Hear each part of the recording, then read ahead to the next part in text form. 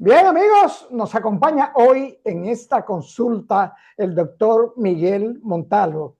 El doctor Montalvo es médico ginecólogo laparoscopista, lo que se llama un verdadero científico de la ginecología y un colaborador de consulta participativa y orientador de la mujer dominicana. Bienvenido a Consulta Participativa, doctor. Muchísimas gracias. Para mí es un gran placer estar otra vez en tu programa, estar en contacto con tu audiencia y poderle orientar en algunos temas que podamos ayudar. Así que estamos en la mejor disposición. Doctor, gracias a usted por dedicarnos. Sabemos, usted está en su trabajo, en lo que es su pasión, y le agradecemos que nos dedique esta consulta. Doctor, usted es un ginecólogo, laparoscopista, pero es un experto en el cuidado de la mujer. Y nos asalta tratar el tema, doctor, de la endometriosis, porque ciertamente que como que la endometriosis se trata, no se previene. Dígame, doctor, la endometriosis, ¿qué es la endometriosis y qué provoca la endometriosis? Muy bien. Mira, este es un tema que hoy día está en el tapete en la mayoría de las actividades de formación médica, llamemos congresos, foros, etcétera. ¿Por qué? Porque aproximadamente un 20% de las mujeres en edad reproductiva pueden y de hecho tienen endometriosis. ¿Y qué es la endometriosis? Pues como sabemos, la parte interna del útero, o sea, de la matriz, está recubierta por un tejido que se llama precisamente endometrio. Ese tejido debe estar siempre dentro del útero, pero por algunas razones que hasta ahora no sabemos exactamente, sino que está fundamentada más en teorías, ese tejido sale de la cavidad uterina y se siembra, por decir así, en lugares fuera del útero, entre ellos los ovarios, las trompas, la vejiga, los intestinos, y a veces incluso se ha encontrado endometriosis en lugares tan lejanos del útero como por ejemplo los pulmones y hasta el cerebro. Entonces, esa enfermedad tiene la característica de que responde, al igual que el endometrio, a las hormonas. Y la hormona femenina, por excelencia, que es el estrógeno, es la hormona que incide sobre el ciclo menstrual junto con la progesterona. Entonces, todos los meses, cuando el útero hace su ciclo y se produce la menstruación, ese tejido, que es igualito al que está dentro del útero, por efecto de esas hormonas, también tienen un sangrado. Ese tejido sangra donde quiera que esté cada vez que hay menstruación. Incluso hay mujeres que sangran por la nariz todos los meses cuando le llega la menstruación porque tienen endometriosis en la nariz. Entonces, eso provoca, sobre todo en la pelvis de la mujer, mucho dolor. Un dolor que se va incrementando a medida que los años van pasando. La mujer, cuando comienza sus primeras menstruaciones, esas menstruaciones pueden ser dolorosas. Y al principio, su madre misma le dice a la niña, no te preocupes, que ese dolorcito se te va a ir quitando porque yo era así, y eso a medida que el tiempo pase se va a ir mejorando. Pero no, no se quita, al contrario, se va complicando y se va incrementando porque se va acumulando cada vez más sangre en la pelvis de la mujer o donde haya endometriosis. Y esa sangre que se va acumulando va entonces provocando mucho dolor, sobre todo lo que llamamos dolor pélvico crónico, un dolor que es permanente en ocasiones, que las mujeres no pueden ni siquiera hacer su vida habitual, no pueden a veces trabajar, no pueden tener vida sexual porque les duele evacuar, les duele orinar y viven enfermas. Entonces, eso es precisamente la endometriosis. Doctor, pero usted dice que la endometriosis, las causas son desconocidas. ¿No se previene? No, ¿cómo se diagnostica? ¿Y cuáles son los procedimientos que se puedan hacer para tratarla? Bien, bien. Cuando te dije que la causa, el origen exacto de por qué ese tejido sale del útero es lo que es desconocido, pero la causa sabemos muy bien que es la acción de los estrógenos, de la hormona, sobre el tejido endometrial, no importa dónde esté. Puede estar dentro del útero y ahí se produce la menstruación y la sangre sale hacia el exterior a través de la vagina. Pero cuando ese tejido está en la pelvis o en los ovarios, en la trompa o en cualquier otro lugar, se produce también un sangrado como la menstruación, pero no tiene por dónde salir y se va acumulando ahí. La causa entonces fundamentalmente es hormonal, porque las hormonas, estrógeno y progesterona, provocan un ciclo menstrual y donde quiera que haya tejido endometrial, hay sangrado. Entonces, prevención no hay, porque es un asunto que se provoca, que se produce, y esa es lo que no sabemos por qué. Hay una teoría que dice que se produce por lo que se llama una menstruación retrógrada. Eso es, que la sangre que debe salir hacia el exterior por la vagina, parte de ella se va hacia adentro de la barriga, por decir así, del abdomen, de la pelvis, a través de las trompas de falopio, y esa sangre se va acumulando ahí. Eso se llama menstruación retrógrada y es una teoría llamamos la teoría de Samson, que es una de las más aceptadas y conocidas. Pero hay otras teorías que dicen que también la endometriosis se produce por un problema genético, o sea, que se hereda, que las madres que han tenido endometriosis pueden tener hijas que también padezcan la enfermedad. También se habla de que hay una acción de las llamadas células madre. Las células madre son las células precursoras de los tejidos. Entonces, el endometrio, todos los meses, cuando se expulsa en la menstruación, debe reponerse. Y las células madre son las encargadas de reponer el endometrio que se perdió con la menstruación. Entonces, hay células madre ahí en la pelvis que prácticamente se dislocan y provocan entonces la formación de endometrio y de endometriosis en la pelvis. Doctor, hay diferentes tipos de endometriosis según donde se encuentre, esté ubicada la endometriosis. ¿Cuál de los tipos o de las manifestaciones de la endometriosis es la más dañina, la que más daño hace? Y si esto pudiera dar al traste con la capacidad de embarazo de la mujer. Esa es muy buena pregunta, porque precisamente una de las principales complicaciones de la endometriosis es la infertilidad o esterilidad. Aproximadamente 50% de las mujeres que tienen endometriosis o que sufren endometriosis tienen infertilidad. O sea, de todas las mujeres con endometriosis, la mitad aproximadamente no puede tener hijos. ¿Por qué? Porque ese tejido que está fuera del útero va provocando inflamaciones, va provocando un proceso adherencial importante a nivel de la pelvis que involucra a las trompas y a los ovarios y también obstruye, tapa las trompas. Y eso es entonces precisamente una causa de infertilidad. Doctor, la endometriosis que ocasiona lesión ovárica, ¿es esta la más común o es la más dañina?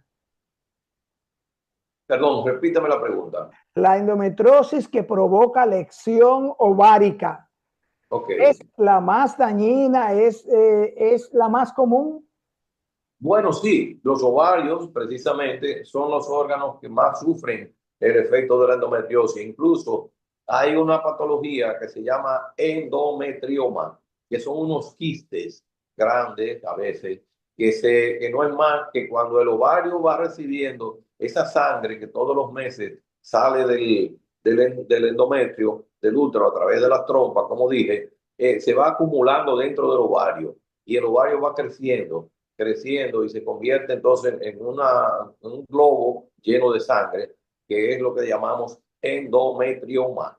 Y eso provoca mucho dolor. Y eso cuando a una paciente le hacemos una sonografía, el sonografista lo va a reportar como un quiste líquido, un quiste de características endometriósicas, y entonces nosotros debemos sospechar que se trata de una endometriosis, lo que nos está reportando. Doctor, esta afección puede ser confundida con afecciones que causen dolor pélvico. Sí, claro, pues precisamente por eso el problema de endometriosis es que la mayoría de las veces se tarda mucho en hacer el diagnóstico. Hay mujeres que pasan más de 5 años sufriendo los dolores que causa la endometriosis y sin embargo van a ginecólogo y cambian de ginecólogo y van a otro ginecólogo y el diagnóstico no se hace porque no es tan común que la mayoría de los ginecólogos piense en la patología. Entonces tratan el caso como enfermedad pélvica inflamatoria, lo tratan como simplemente una dismenorrea, o sea, el dolor de la menstruación, y le van dando medicamentos a esa paciente para el dolor y sin haber confirmado el diagnóstico de la endometriosis. Y la enfermedad entonces se sigue incrementando y a veces incluso con el tiempo se va complicando, porque si se hace el diagnóstico temprano, las probabilidades de que esa mujer no tenga las consecuencias mayores, que es la infertilidad, son menores. Doctor, la endometriosis es una afección que puede degenerar en algún tipo de cáncer. No está confirmado, aunque se ha hablado en estudios de que las mujeres que sufren endometriosis en el futuro, en su ya menopausia, podrían ser más propensas a sufrir cáncer de ovario, pero eso todavía es estudio, no está 100% confirmado. Después, no, es una enfermedad que se parece mucho al cáncer porque los dolores y el cuadro clínico es desesperante, pero afortunadamente no es mortal, no produce la muerte y no es generalmente nunca no, está asociada con cáncer, o sea, no se va a convertir en cáncer. Doctor, ¿mediante qué prueba, qué análisis se detecta la afección de la endometriosis? ¿Y cómo se trata la endometriosis? El diagnóstico es básicamente clínico, o sea, el médico tiene que pensar en que esa paciente tiene endometriosis para entonces hacer una buena historia clínica. La historia clínica, la mujer nos va a decir, mire, desde que yo tuve mi primera menstruación tengo dolor y ese dolor ha ido en aumento y cada vez que me llega la menstruación yo no puedo, si son jovencitas, ni siquiera ir a la escuela o al colegio o a la universidad, tengo que quedarme acostada. Si es una mujer ya además, dice, no puedo ir a trabajar, no puedo tener relaciones sexuales, tengo un dolor permanente y eso hace pensar que es una endometriosis. Entonces, se diagnostica, se confirma el diagnóstico con pruebas específicas. Dentro de las pruebas específicas hoy día tenemos imágenes, sobre todo la sonografía nos ayuda, no nos da toda la información para hacer el diagnóstico por sonografía. La resonancia magnética nos ayuda más. Hoy día, algunos radiólogos que están especializados incluso en el tema pueden hacer muy buenos diagnósticos con resonancia magnética, pero el diagnóstico definitivo se va a hacer por una prueba o por un estudio que se llama laparoscopía.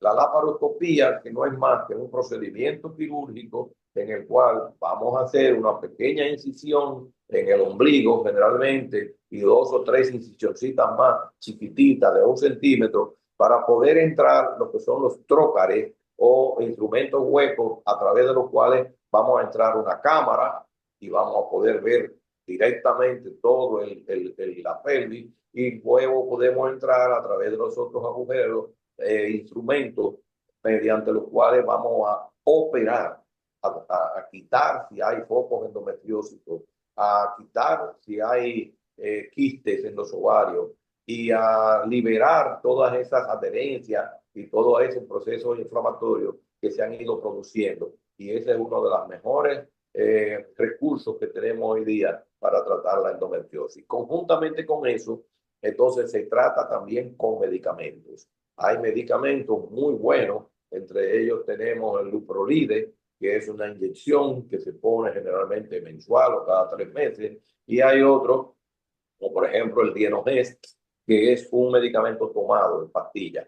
Ahora, esos medicamentos tienen características especiales, y es que, primero, inhiben, frenan la menstruación.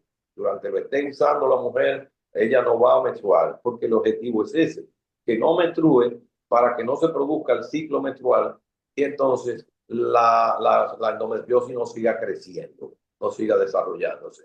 Entonces hay que darle esos tratamientos durante 6, 7 meses para que vaya en los focos desapareciendo y entonces el cuadro mejorando. Durante ese tiempo, precisamente, esa mujer no va a tener oportunidad de menstruar y va a tener algunos efectos de ese mismo tratamiento parecido a lo que es la fase en la que ya la mujer entra al final de la vida que le impide menstruar. Y eso hace que se comporten a veces como si fueran ya mujeres de edad avanzada.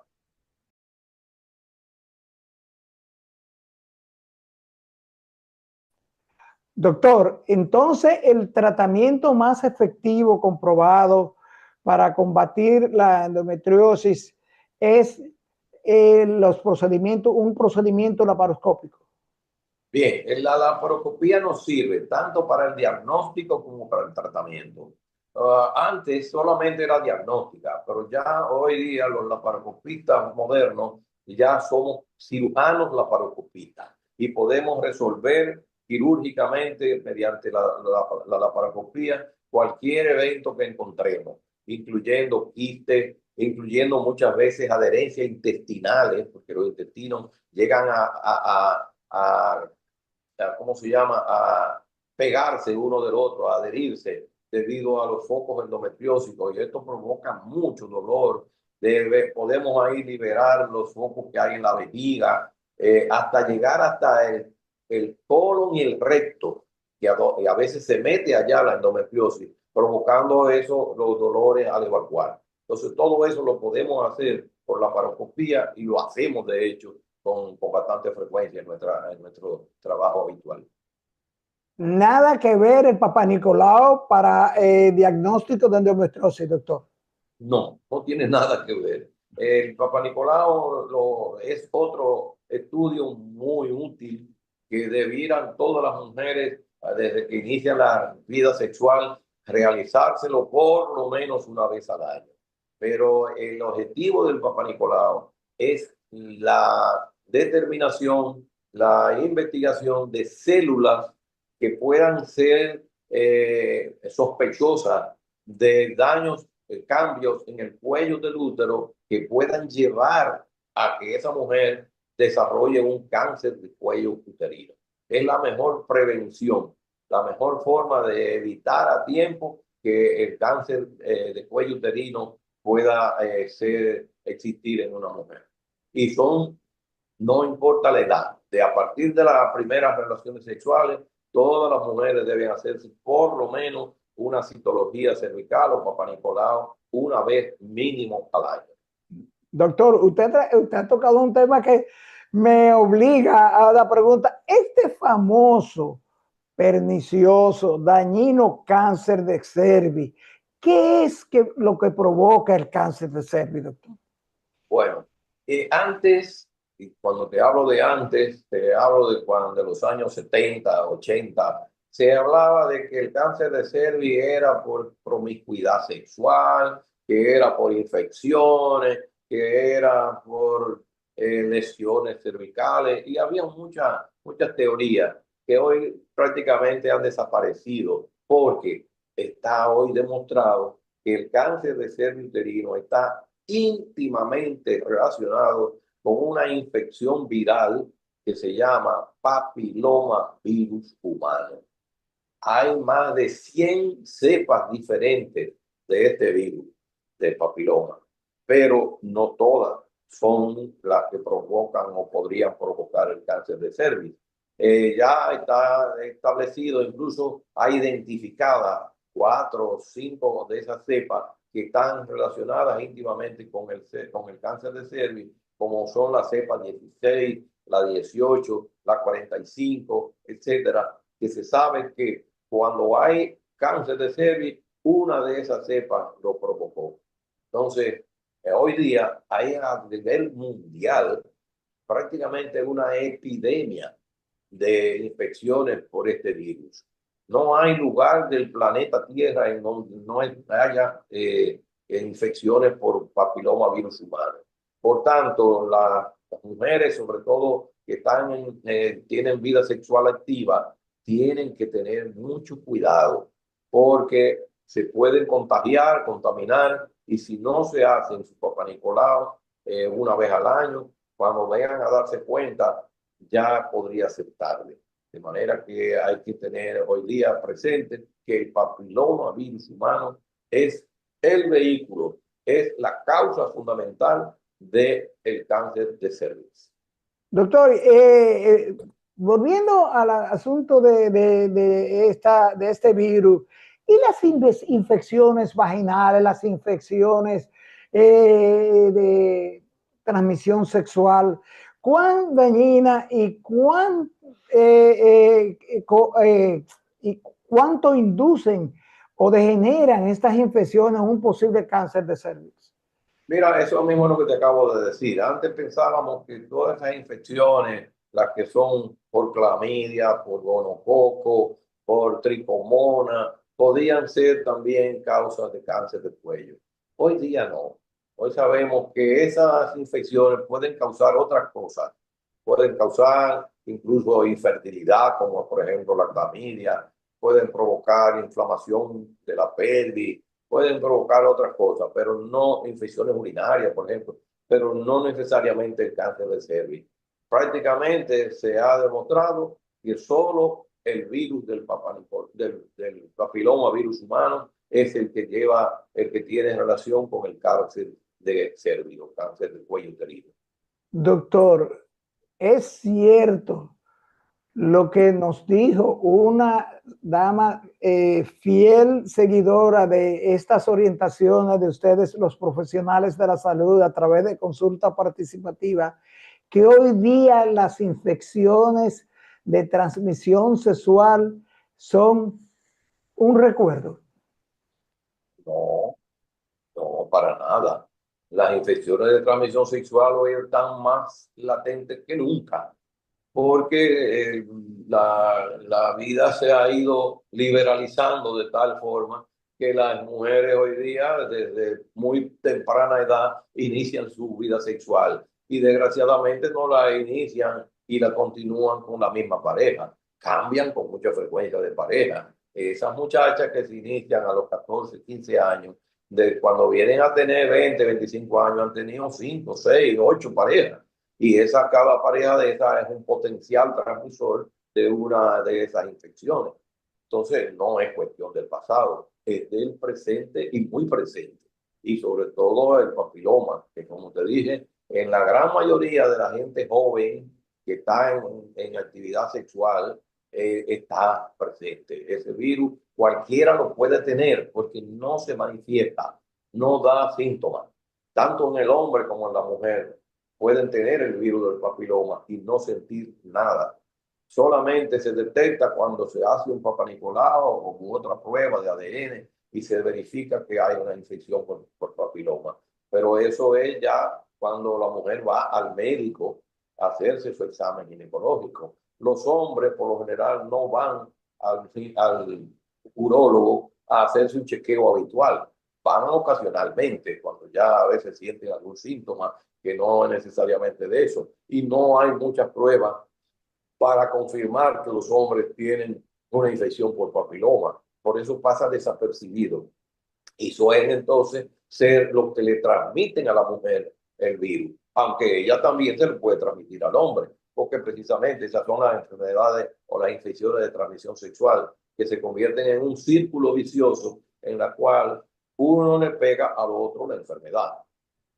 Esa es precisamente la razón por la cual tanto insistimos en que hay que evitar la promiscuidad sexual, en que las mujeres deben tener su pareja estable y si lo van a cambiar, mientras no estén seguras de esa pareja, de que esté sano y de que no tiene ninguna enfermedad que pueda afectarla, usar preservativos, usar condones que evitan muchas de estas infecciones.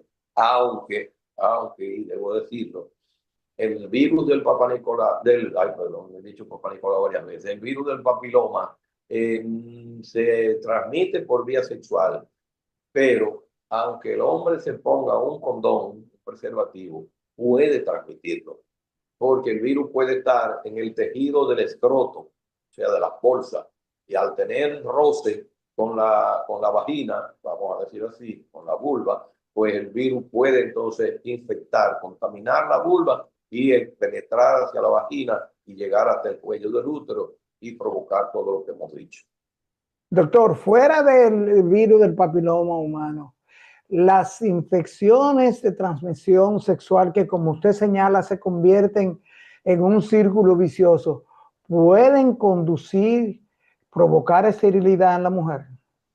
Esterilidad, claro. Hay enfermedades de esas que provocan la obstrucción de la trompa, que si están tapadas la trompa, es imposible que quede embarazada, porque a través de la trompa es que viaja el espermatozoide que va a buscar el óvulo que sale del ovario para fertilizarlo. Entonces, si hay una obstrucción tubaria, no hay posibilidad de embarazo. Esto se ve muy frecuentemente en una infección que se llama clamidia, que es también una enfermedad de transmisión sexual, y también se ve en el gonococo o gonorrea, que por suerte ya en las últimas décadas no es tan frecuente como antes. Las mujeres ya y los hombres de esta época casi ni conocen la gonorrea. Antes era una de las enfermedades de transmisión sexual más comunes, pero ha sido sustituida por la clamidia y también por el papiloma virus. Doctor, usted es un laparoscopista certificado experto.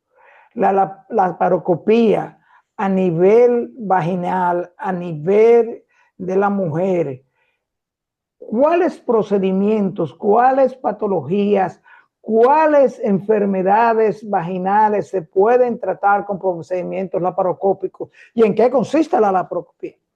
Bien, la laparoscopía es una vía o un recurso para realizar cirugías sin necesidad de abrir el abdomen. En este caso nuestro, el abdomen, la pelvis, porque también hay laparoscopía para cirugía general. Entonces, para los ginecólogos, hoy día ya no es necesario abrirle la barriga, vamos a decir así, para que nos entienda la audiencia, para realizar, por ejemplo, una histerectomía, que es una de las causas más frecuentes de cirugía. Nosotros podemos hacer la laparoscopía o histerectomía mediante la laparoscopía tan fácil y a veces hasta más fácil y cómodo que si hubiéramos abierto el abdomen de la mujer, porque hay que abrirlo como si fuera una cesárea por la incisión grande. Eso provoca mayor dolor, eso provoca más sangrado, eso provoca más tiempo de recuperación, más tiempo de internamiento. Mediante la laparoscopía, nosotros podemos hacer eso mismo y eso ya permite que la mujer se recupere más pronto. Desde el punto de vista estético, es ahora las mujeres lo aprecian mucho porque no les deja prácticamente cicatriz o muy pequeñita. La mujer se puede reintegrar a su habitualidad, a su trabajo, a sus actividades comunes en poco tiempo. Por ejemplo, cuando hacemos una histerectomía por abdominal, o sea, abierta a una mujer, esa mujer se pasa un mes recuperándose y a veces hasta más.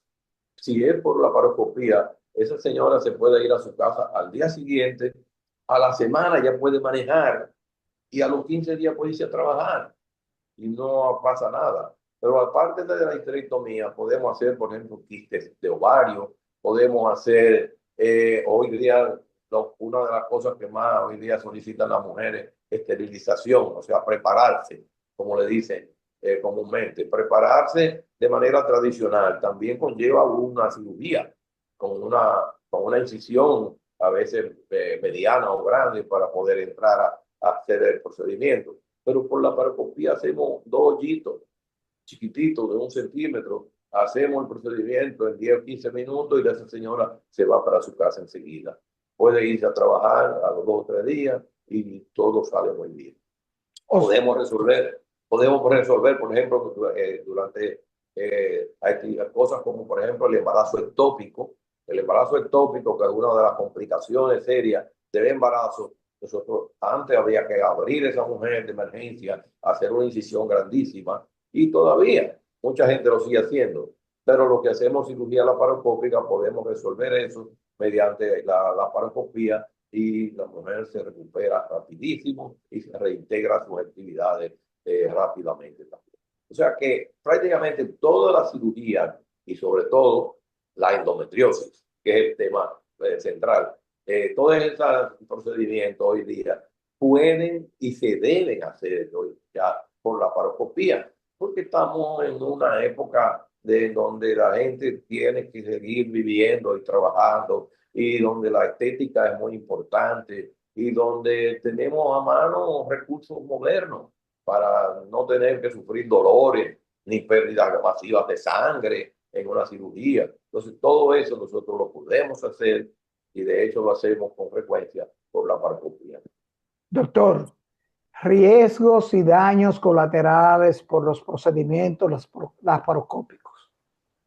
Bien, como cualquier procedimiento quirúrgico, puede haber riesgo y puede haber complicaciones. Sin embargo, en manos expertas, el método laparoscópico es un excelente recurso. Las complicaciones, como en todo, bueno, puede haber una lesión de un uréter, puede haber como uno trabaja con energía, o sea, para cortar y coagular, entramos un aparato ahí, un equipo que nos va quemando y al mismo tiempo cortando los tejidos, y eso puede, si no hay cuidado, puede provocar una lesión de un órgano vecino. Ese órgano puede ser intestino, puede ser la vejiga, puede ser un uréter, puede ser un vaso, una arteria. Esa es una posible complicación. Después, las demás complicaciones, aparte de eso, de lesiones, son muy pocas o ninguna. Hoy día nosotros podemos decir que nuestras complicaciones, y ya van más de 12 años haciendo estos procedimientos, han sido mínimas, por no decir prácticamente ninguna. Doctor, usted hablaba de hacer de la recomendación de un papá Nicolau a la mujer por lo menos anual. ¿Cuándo y cada qué tiempo debe una mujer hacerse un chequeo ginecológico, dado de que hay afecciones ginecológicas que no presentan estas sintomatologías tan grandes, y que se pudiera confundir con otro, como señalaba usted, el dolor de pelvis y eso, y se puede confundir con otra cosa cuando puede ser una endometriosis? Dígale a las damas de consulta participativa qué tan frecuente debe la mujer asistir al ginecólogo. Bien, mira una cosa, actualmente estamos viviendo una gran cosa, lo que nos ha tocado vivir en el siglo XXI, y es que la expectativa de vida ha aumentado considerablemente. En los años 60 y todavía a principios de los 70, la expectativa de vida en República Dominicana era relativamente baja. Las personas se morían en promedio a los 60, 70, 60 y pico de años. Hoy día nosotros andamos ya en promedio a cerca de los 80 años, 70 y pico de años de expectativa de vida. ¿Tú sabes por qué? Porque la gente ha ido asumiendo la responsabilidad de ir al médico sin estar enfermo. Y entonces el médico puede detectar tempranamente a muchas enfermedades y ponerle, solucionarlas antes de que se conviertan en problemas. Eso sucede con la ginecología. Las mujeres que inician su vida sexual a los 6 meses de tener ya sus primeras relaciones, debieran ir al ginecólogo para que el ginecólogo las examine, verifique que todo está bien y les haga la primera prueba de Papá Nicolau, en la cual va a determinar si hay alguna infección, si hay algún problema y va a ponerle de una vez solución.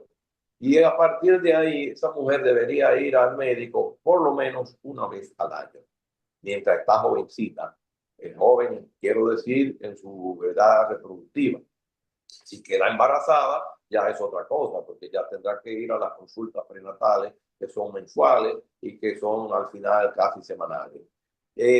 Ya entonces, cuando llega la menopausia, las mujeres algunas piensan que ya no tienen que ir al médico, porque ya no menstruan, porque ya no están en actividad sexual, muchas de ellas, y tienen un grave error. A partir de ahí, es tan importante o más ir al médico una vez al año, porque son las edades en donde los cánceres son más frecuentes. El cáncer de mama, que es el cáncer más común actualmente a nivel mundial, y en nuestro país también, es un cáncer que generalmente aparece en mujeres menopáusicas o cerca de la menopausia, de 40 y tantos en adelante. Aparecen algunas jóvenes con cáncer de mama, pero la gran mayoría son mujeres de más de 45 años. Por eso hay que hacerles una mamografía. A todas las mujeres de 40 años en adelante hay que hacerles una mamografía y una sonomamografía una vez al año. Si no aparece nada en ese estudio, se hace anual. Si aparece algo, entonces a veces la mandamos a que vayan cada 6 meses. Entonces hay que Doctor, chequearlo. y esto de las damas automedicarse a nivel vaginal, no, que tengo un flujito, que presento un flujo, una amiga mía me dijo de tal óvulo, y no, yo me pongo un ovulito, o sea, eso usted sabe que los dominicanos casi todos somos médicos, doctor, nos autorrecetamos. Sí, ese es una gran mala costumbre, vamos a decirle así, de nuestra población, no solo femenina, también masculina, pero sobre todo la femenina. Son muy dadas a automedicarse y a llevarse de los doctores que andan en la calle, y las vecinas y las abuelas. Pero actualmente hay otro gran competidor y además al mismo tiempo peligroso aliado de las mujeres, que es el doctor Google, como yo le digo, porque ahora todo el que tiene algo de una vez agarra el celular y entra a Google y entonces lee algo sobre eso y se automedica. Y eso es muy peligroso, porque Google no hace diagnóstico. Google dice lo que se hace cuando hay un diagnóstico. Si usted no sabe lo que tiene, no sabe, no puede entonces estar medicándose. Entonces los medicamentos son muy peligrosos y los óvulos, que son los más comunes que las mujeres usen, no deben usarse si no son recomendados por un médico, porque cada óvulo tiene una sustancia diferente.